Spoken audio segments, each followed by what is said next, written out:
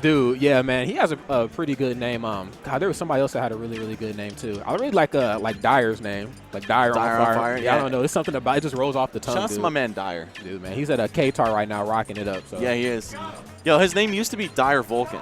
Really? Yeah, from long ago. He's been, I'd say, of all the Smash 4 players, he's possibly like the oldest school. Him and West played since 04, I want to say. Okay. Yeah. Like you saw the Melee documentary, right? Yeah. And I'm really happy that he's starting to take like his commentary more serious. I know before he was doing like a lot of YouTube stuff, but I always felt like, man, you have a really, really good voice. You know, I think you should, get into it, dude. Yeah. Shout out to the man Dyer. Oh, we got a powerhouse team coming up.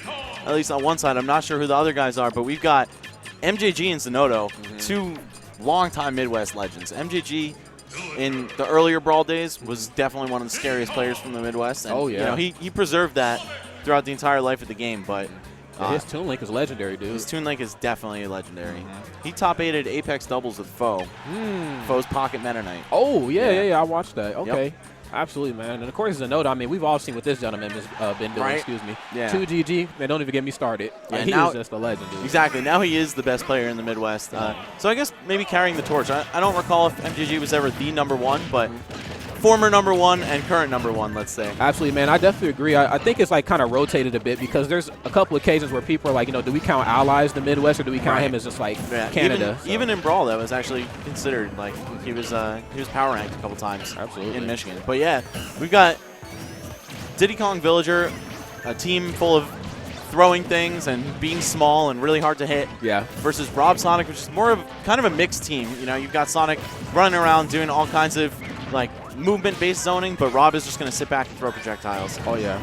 Also probably going to be getting the kills. Oh, yeah, man. I definitely agree, man. Rob is a character that I struggle with personally, and a lot of people from our region sometimes struggle with as well. I mean, his hitbox is just so large and immense. I mean, he could take a character like Villager off as he's trying to recover and just literally spike him. I mean, he doesn't really have to be anywhere by him for that to land. Right.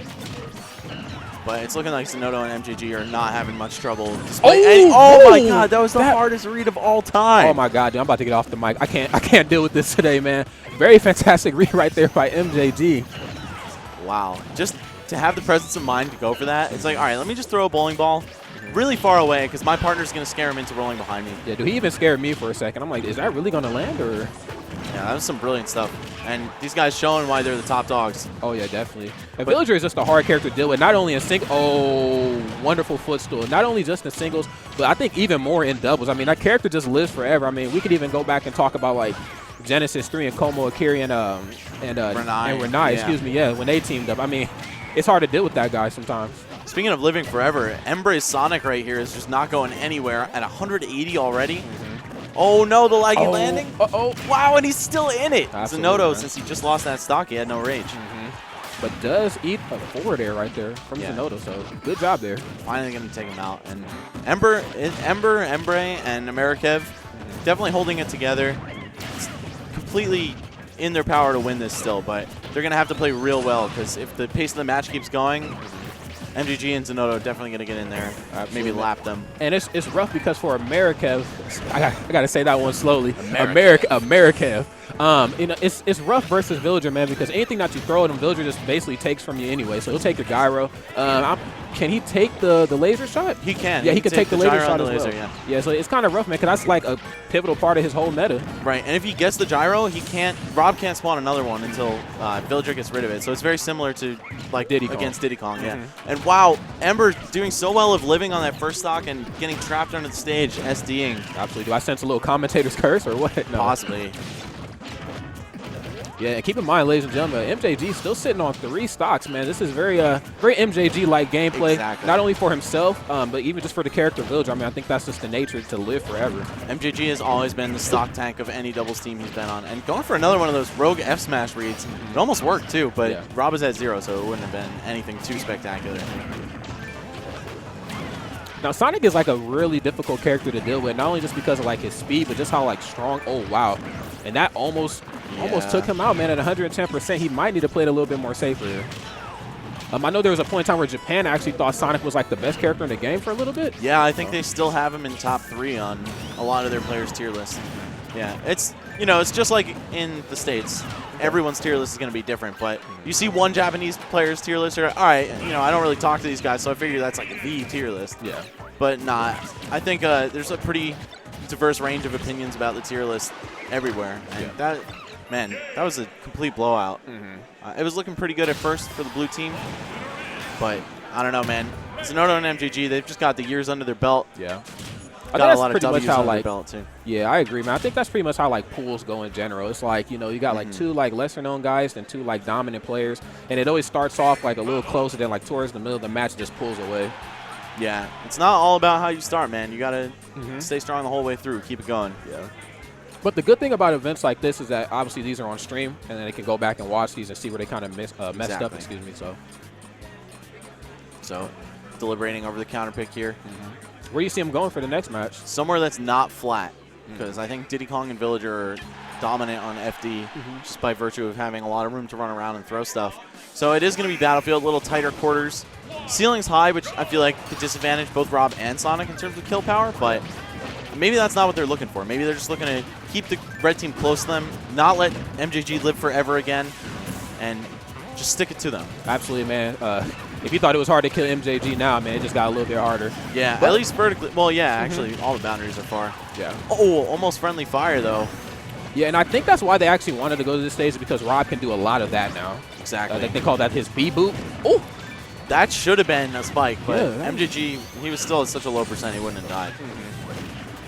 Yeah, on the stage like this, I mean, even if he doesn't tech the stage spike, I mean, it can't kill him until like 150 in the right hands. In the right hands. Zinoto, man, kind of taking a beating at the early stages of this match, and there he goes. MJG now almost at kill percents too. It's looking like the blue team really pulled it together. Yeah, absolutely, man. I think this is like their bread and butter stage. This might be the stage that they practice on the most here. Okay, so wonderful forward smash right there. Rob finding himself back on stage, but eats a down tilt down smash there from Zinoto. All right, Ember going to drop his first stock here too. Still a very, very tight match. Yes, it is. No team combos, though. That would have been sick if Zinoto just forward threw him into the chop down tree.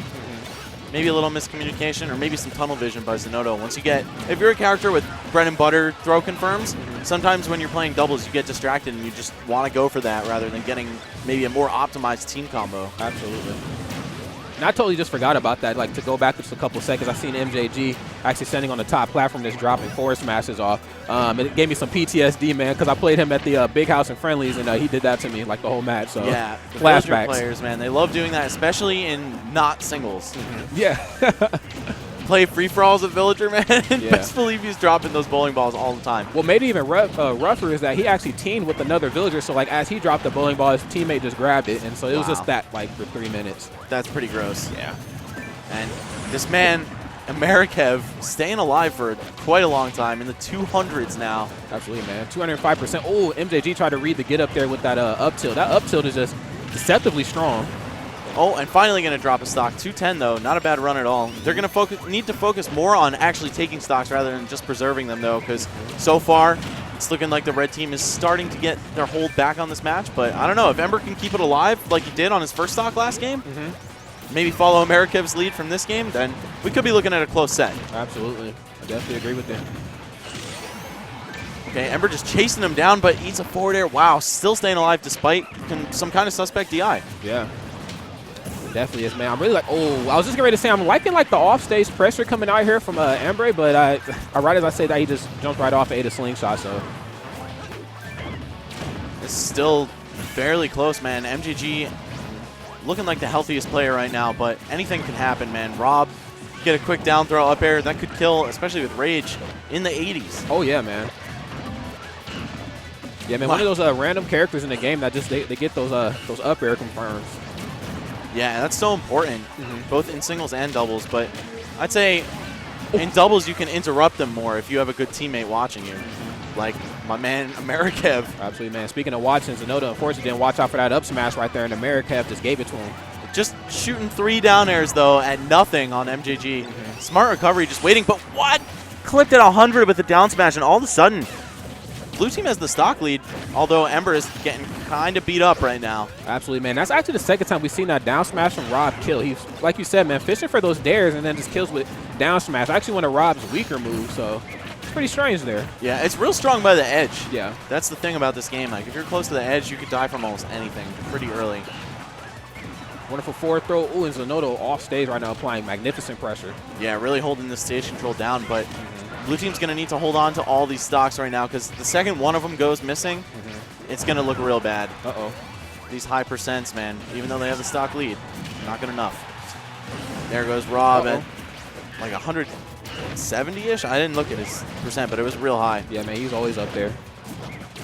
Now Embre needs to play so carefully. Needs to be delicate like a flower right now. Absolutely, man. Oh, interrupt everything. That's one of Rob's strongest assets in doubles is that laser being able to save his partner from anywhere, but instead he kills his partner. Oh, man. It's so rough right now because Rob here is just a walking, talking hurt box, and he's looking to try to avoid this 2v1 combo. Amerikev all alone in the bull pit right now, man. Oh, and just lost his gyro, I believe, there. Yeah, did it get pocketed? I believe so. I believe he took it in time. I don't think it disappeared. So he's lost a pivotal piece of his meta there. Yeah, he's really going to need as much as he can just to do... Whoa! Just to undo the 2v1 situation. And then he has to outplay one of the Midwest top players, no matter who it is. Yeah. Oh, that's going to do it. That was really nice. Again, the presence of mind to turn around Yeah. with the bowling ball. Very wise by MJG, showing that he's been playing doubles pretty much at the top of the meta for his whole life. Oh, I definitely agree, man. The Yeah. blue team there, even though they did take a L, man, I think that they started to shape up towards the tail end. And, I mean, with this being on stream, go back and watch, man. See, you know, the points and pieces where you kind of messed up and flopped. So.